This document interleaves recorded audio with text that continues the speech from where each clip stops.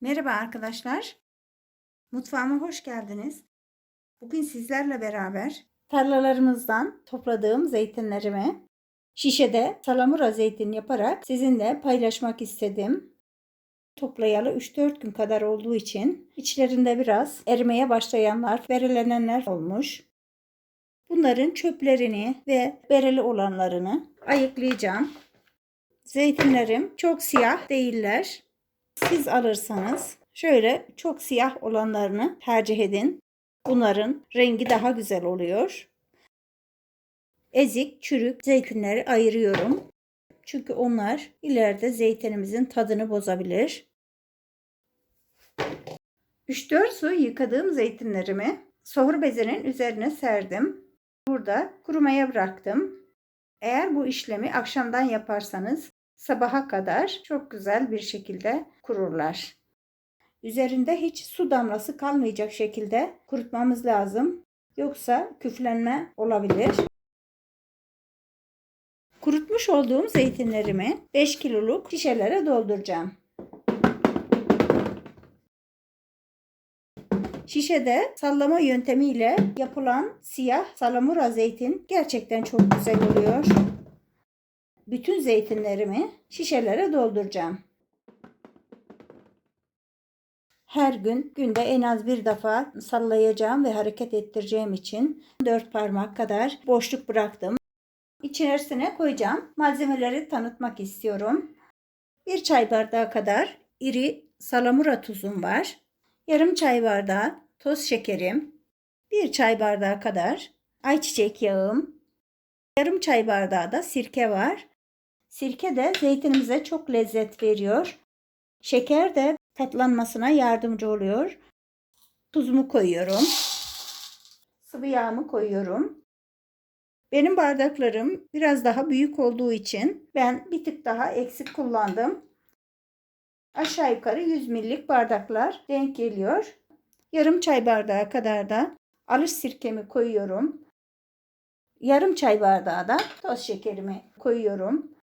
Şişelerimin her ikisine de malzemelerimi yerleştirdim. Kapaklarını kapatıyorum. Havadar ve loş bir ortamda şişelerimi yatırarak günde en az bir defa olmak üzere ayağımızla da olabilir hareket ettireceğim. İçindeki malzemelerin zeytinime sinmesi için 1 ay kadar devam ettireceğim. Siyah salamura zeytinlerimi kuralı 5 gün oldu. Şişeleri yatık tutuyorum. Aklıma geldikçe de böyle hareketler yaptırıyorum. Üzerindeki tuzları da bayağı eridiler.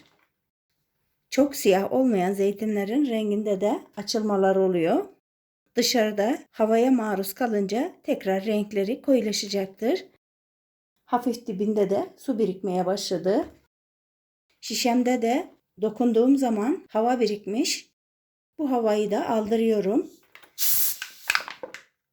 Biriken havaları ara ara aldıracağım ve tekrar şişemin ağzını sıkıca kapatacağım. Bu şişemdeki havayı da aldırıyorum. Zeytinlerin asidinden dolayı oluyor bu havalar. Belli bir süre sonra olmayacak. Aklıma geldikçe böyle hareketler yaptıracağım. Zeytinlerimin tuz her tarafına işlemesi için. 1 ay sonra da kendi halinde tatlanmaya bırakacağım. En az 3 ay gibi bir sürede de yenme kıvamına gelecek. Bunları kaldırıyorum. Aşağı yukarı 1 yıl kadar önce şişede salamura zeytin olarak hazırlamıştım. Bunların bir tanesini tatlandırarak sizinle paylaşmak istiyorum. Bunu kenara alıyorum. Bir bıçak yardımıyla şişemin ağzını keseceğim. Yakından göstermek istiyorum. Zeytinlerimiz kendi halinde buruşmuşlar. Sanki yemeğe hazır olmuşlar. Üzerlerindeki bütün sularını da kaybetmişler. Zeytinimi suyunu boşaltıyorum. Zeytinin kendi acı suyu zeytini küflenmekten, erimekten koruyor. O suyu zeytini tatlandıracaksak dökebiliriz. Bu suyu döküyorum. Zeytinimi boşaltıyorum. Üzerine üstünü geçinceye kadar su dolduracağım. Üzerindeki acı suların gitmesi için 3-4 su yıkayacağım. Tekrar leğenime alıyorum. Bu üçüncü suyu arkadaşlar.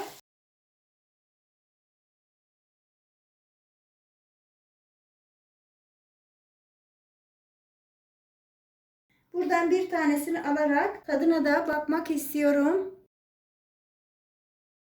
Gerçekten çok güzel arkadaşlar. 3 su yıkamış olduğum zeytinlerimi kevgire alıyorum.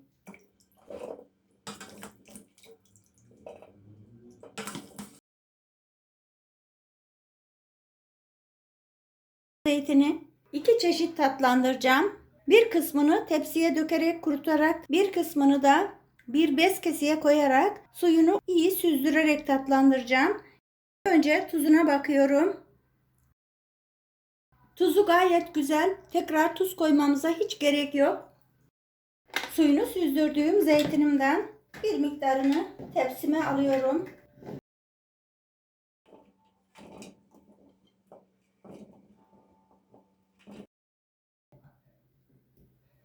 Ben genelde şişede yaptığım zeytinleri böyle tatlandırıyordum.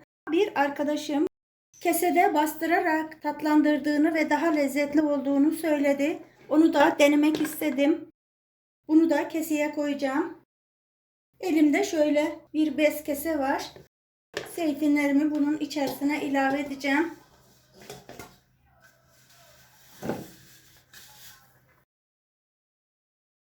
Kesemizin ağzını bağlayacağım ve zeytinlerimizin üzerinde olan acı suların tümden gitmesi için üzerine 5 kiloluk bir su şişesi de koyabiliriz. Birkaç gün bunu aklımıza geldikçe torbamızı alt üst ederek sularını süzdüreceğiz. Tepsiye serdiğimiz bu zeytinimizi de aklımıza geldikçe karıştıracağız. Bunların da üzerindeki sularının gitmesini sağlayacağız. Zeytinimizde hiç su damlası kalmaması lazım. Eğer su damlası kalırsa zeytinimizde küflenmeler olabilir. Tepsinin üzerine bir sofra bezi sererek zeytinlerimizi serersek çabuk kuruma yönüne doğru gideceklerdir. Balkonumuzda hafif geçişli güneş olan bir yer varsa oraya da koyabiliriz. Daha çabuk kuruyacaktır. Zeytinimin bugün birinci günü. Üzerlerindeki suları hemen kaybetmeye başladılar. Buradan yakından da size göstermek istiyorum. Renkleri de bayağı kahverengiye doğru yön aldılar. Şu koyu renkler kurduğum zaman birazcık daha siyahtı. Bunlar da mor zeytinlerdi. Mor zeytinlerin tatlandığı zaman rengi biraz daha açık kahverengi oluyor. Üzerlerindeki bütün suların gitmesi için 2-3 gün kurutma işlemi yapacağım. Torbaya koyduğum zeytinim vardı. Bunu da devamlı alt üst ediyorum. Son halini size göstermek istiyorum. Tepsiye serdiğimiz daha hızlı kuruyacak. Kesede çok lezzetli olduğunu söyledi arkadaşım. Denemek istedim. Çok beğenirsem bunu da size tavsiye edeceğim. Şuradan bakıyorum. Birazcık su birikmiş altına, görüyorsunuz arkadaşlar. Tekrar üzerine damacana şişemi koyuyorum ve iyi bastırıyorum. Zeytinimin bugün ikinci günü. Bayağı suyunu kaybetti. Gerçekten de çok güzel görünüyor. Şuradan bir kaşık alarak size göstermek istiyorum. Buradan bir tane yiyerek tadına da bakacağım. Çok güzel olmuş. Etli etli. Burada da torbadaki zeytinim var. Ara ara bunu da alt üst ediyorum. Biraz dibinde de su var. Tekrar kapatıyorum.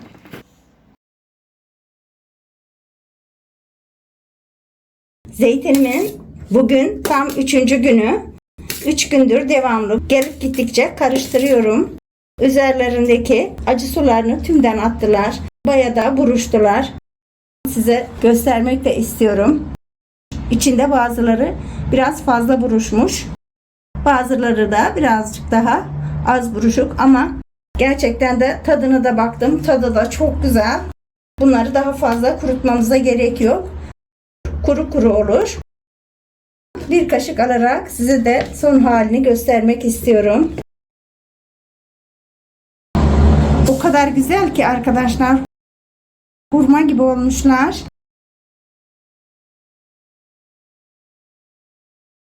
Keseye bastırma yaptığım zeytinin son halini de size göstermek istiyorum.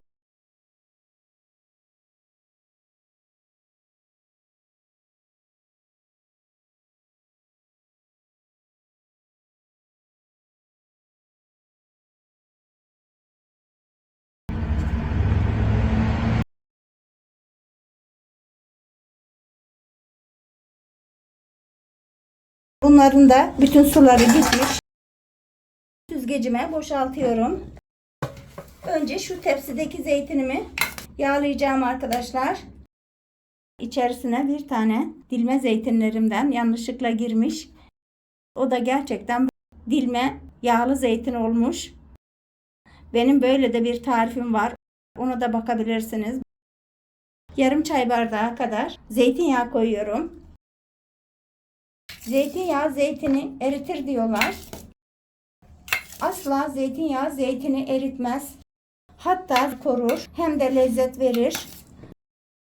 Biz zeytinlerimizi devamlı zeytinyağıyla yağlarız ve zeytinyağının içerisinde koruruz. Bunu da buradan söylemek istedim. 1,5 kiloluk cam kavanozum var. Onun içerisine dolduracağım. Ben daha önce de bir video yapmıştım. Zeytini üzerine zeytinyağı koymadan sadece zeytinyağıyla yağlayarak dışarıda saklamıştım. Acaba dışarıda yaz mevsiminde de dayanır mı diye düşünmüştüm. Buradan size onu da söylemek istiyorum. Üzerinden koca bir yaz geçmesine rağmen üzerinde küflenme olmadı. Zeytinde eğer küflenme olursa şu sap diplerinden olur. Kuruturken üzerinde su damlası kalmaması lazım. Güzel kuruduktan sonra asla küflenme de olmuyor. Biraz daha alması için kavanozumu sallayarak yerleştireceğim. Geride kalan zeytinimi de aldırmaya çalışacağım. Zeytinlerimizi ezmeden hafif hafif minik hareketlerle bastırarak da zeytinlerimizi iyi yerleştirebiliriz. Kapağını kapatıyorum. Bunu da buraya koyuyorum. Sıvı yağla yağlıyorum. Zeytinimizi yerken üzerine ekmek bile banabiliriz. Çok lezzetli oluyor. Çok güzel yağlandı. Cam kavanozum var. Ona koyacağım.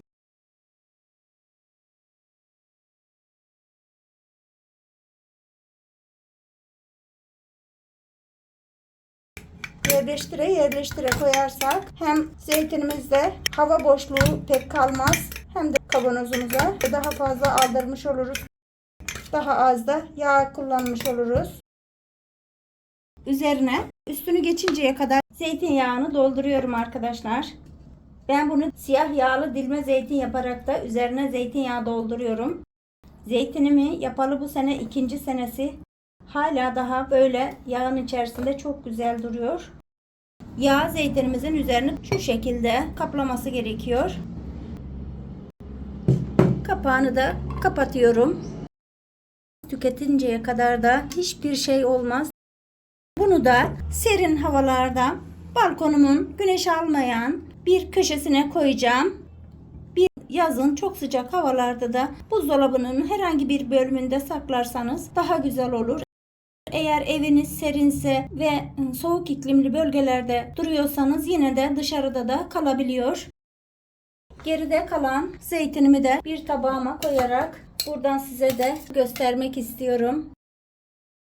Çok da güzel zeytinlerimizle beraber bir videonun daha sonuna geldim. Videolarıma yorum yazar, abone olur. Sosyal medya arkadaşlarınızla da bu güzel tarifimi paylaşırsanız çok mutlu olurum. Şimdiden sizlere de kolay gelsin diyorum. Evinize hazır zeytin girmesin diyorum. Hoşça kalın, mutlu kalın, iyi günler.